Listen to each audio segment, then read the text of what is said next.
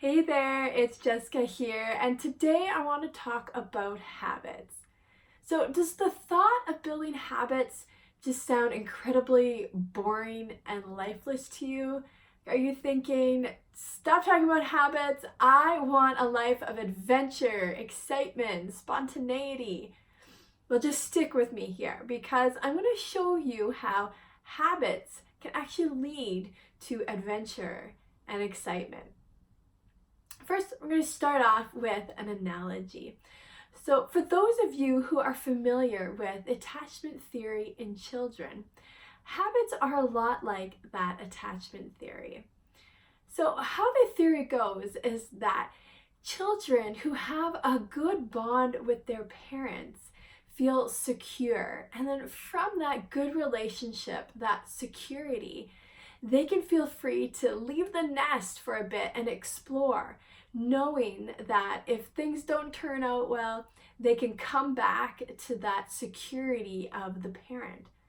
But for kids who don't have that good attachment, they don't feel free to leave and explore because they don't know what's out there is going to be better or worse, or if they come back, if that's going to change, if that's going to be better or worse. So they kind of just stay where they are because they're frozen in fear.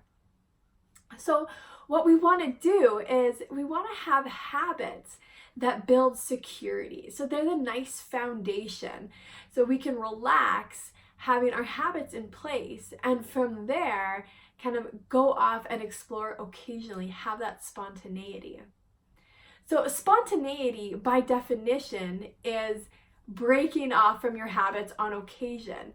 If you have 100% spontaneity all the time, that's just chaos in disguise. That's not spontaneity anymore. That's just frantic living.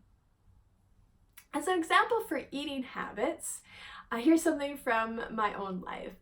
As a habit, I eat a high fiber, high protein breakfast every day that's relatively low in sugar.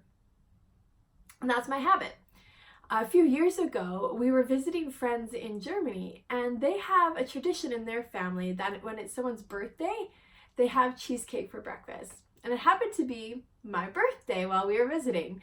And I felt incredibly honored, and they made a cheesecake for me on my birthday.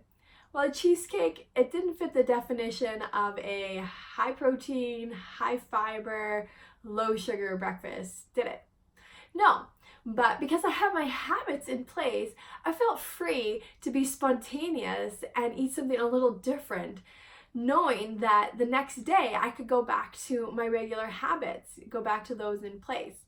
If my eating was more chaotic, then I might not feel secure in eating that cheesecake that day. So as a summary, habits give you the security. And from that security, you can go off and explore. And from that exploration brings that adventure. So what do you think? Do you find habits a little bit more exciting now when I frame it that way? That habits can actually lead to freedom and exploration?